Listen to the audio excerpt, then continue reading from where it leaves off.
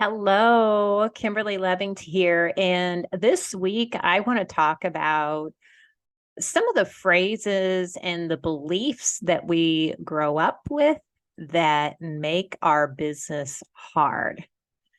I have this fascination with words. I know how important they are. I've been studying the impact of our words, both internally, the things that we say to ourselves, and also the words that we received, the programming that we received while growing up, and how that impacts our beliefs, our behaviors, and everything else. And it's a real thing. And I think that sometimes we take these things for granted and we don't pay attention to them. We look at them more or less as jokes. And I believe that the impact of them is far greater than we really think or believe it to be.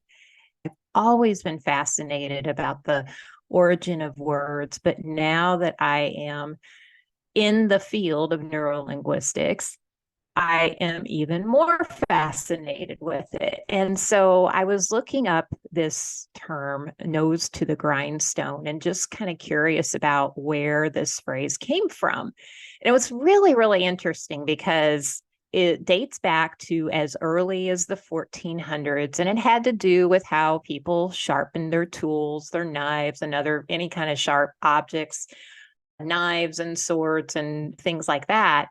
And that's where it came from because the workers would put their noses really close to see if it was sharp.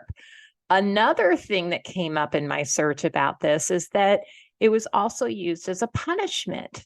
So in my mind, I'm thinking about like some mid-century boss type, and somebody didn't pay their debt, so there's this grinding thing that's spinning and they're literally holding their nose down to it as a punishment. And the reason I bring this up is because last week on Facebook, I asked the question about how do you know if your business, your goals, your values are in alignment with you, like internally, how do you know? And someone answered that they knew they were in alignment because things got tougher. And it just made me go, huh? Because in my mind and my experience with myself and with entrepreneurs is that whenever we're in true alignment, meaning we've shifted the things, the obstacles, we've shifted the subconscious barriers that have been getting in the way, we're in true alignment with what our purpose is, then things line up, opportunities come, our work feels easier, it feels lighter, it's not a hustle and a grind anymore because it's in alignment. And so I got really curious. It made me think about what kind of subconscious things, barriers, that the language that we grow up in that can create these barriers. And honestly, that's one of the phrases, like, I've got to put my nose to the grindstone. Well, knowing the roots of that with the hard work, and I'm imagining it was probably hot and sweaty environment, and the punishment piece added to that, like, why would your subconscious mind want to look forward to work if that's the picture that it has?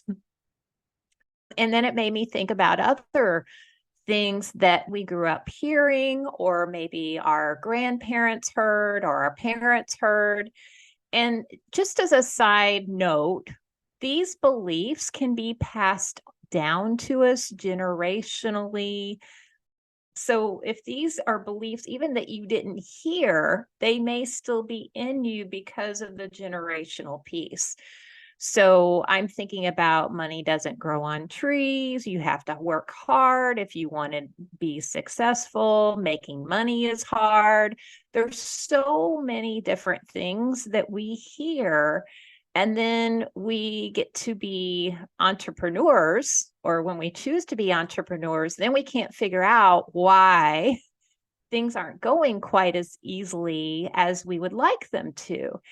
And it really does boil down to what subconscious beliefs have been getting in the way. What's the filters that we're viewing our business through? Because when we view them through the filter of something is hard, or it's supposed to be hard, or we're not working hard enough, and honestly, that not enough, that's a whole other subject. I might do a video on that too, but it makes it hard because you literally get whatever it is you're focusing on. So if you have a subconscious belief, whether you say it, know it, or aware of it or not, that things have to be hard in order for them to work right, in order for things to be successful, that's exactly what you're going to see, because subconsciously that's what you're looking for. It's so important to dig into these things. So if life is hard, or relationships are hard, your business feels hard, or you can't seem to get clients because sales feels hard, or sales, put whatever adjective behind it, that's part of your belief system, it can affect the way you do your business. I want you to be aware of these beliefs, these filters, these words that may have been passed down to you, whether you're aware of it or not, and how they can affect your day-to-day behavior, how they can affect your ability to pick up the phone and make a phone call, or you're doing social media, you're reaching out and you're doing a post. If the energy behind it is my business is hard, or people don't like what I do, or I don't want to bother someone and make a sale, or anything like that, people are going to feel it. They feel the energy behind anything, behind an email, behind a social media post, and a phone call, whether you're saying it or not, they feel the energy of it. So some of the things that I do, which I'm going to go over with you when I work with people, is identifying what those beliefs are. Where did they come from? So the very first step in that is really identifying the real problem. When you identify the deeper reason behind the real problem, that's when you can get to those thought patterns, those behaviors, those beliefs, the deeper meanings behind them. And it can give you greater clarity and help you move forward. Without doing that deeper work and really finding what the real problem is. And it's simple. It's questions. Where else has this shown up? Is this something that I believe? Is this something that kind of pings for me? You feel it in here when I hear this phrase. Where did that thought come from? That's how you get to the identifying that real problem. The second piece of this is finding the root cause. And the root cause part is something that's a little bit trickier. I do this with clients. I do this in my groups. In all of my programs, we work on this, and I've got a really effective way in finding it. But most of the time, this stuff, these root causes, are something from way back when, something that you're not aware of. It could be, like I said, it could be inherited. It could be generational. It could be something that happened when you were like 2. It could be something that you witnessed. That is where the root cause came from. And when you get to the root cause, it acts like a domino effect, and then you're not seeing all the other things through that filter. So let's say you heard business was hard, or that you had to put your nose to the grindstone when you were like 3.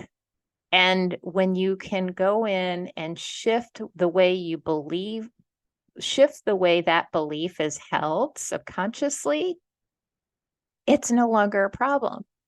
So now going forward in your business, in your career, in your, anything related to your business going forward, it's not going to be the same way because it's no longer hard for you because you don't have that belief. The belief doesn't exist. It's shifted. So your behaviors and your decisions are different because of that. Another piece of this, besides the root cause, is shifting the problem. And that's really in the rewiring, the way you hold it at a subconscious level.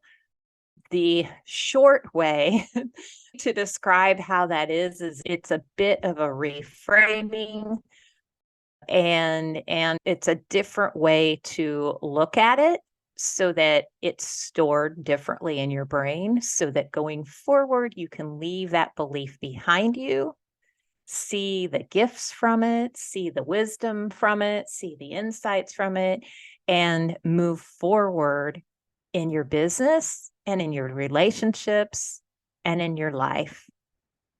And there's another piece to this, which is important, and that is really stepping into and owning your new energy. Really stepping into creating a focused action into who you want to be.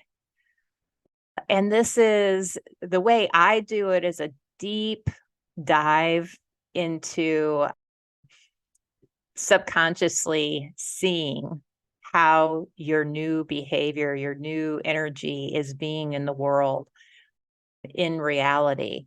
And by doing this, you can see results very quickly. Your brain doesn't know the difference between what's real and what's not. And it's a very, very effective way to get yourself into action. And that has to come after the other steps. Without the other steps in place, you will have inconsistent results because it's so key to work on those subconscious filters first. So I hope you found this helpful.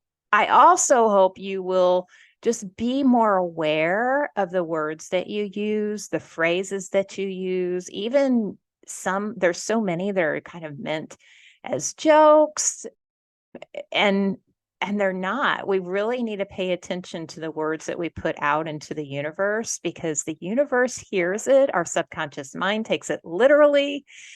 And then that's what we get, because that's what we're focused on. Thank you for listening. I'll see you on the next video.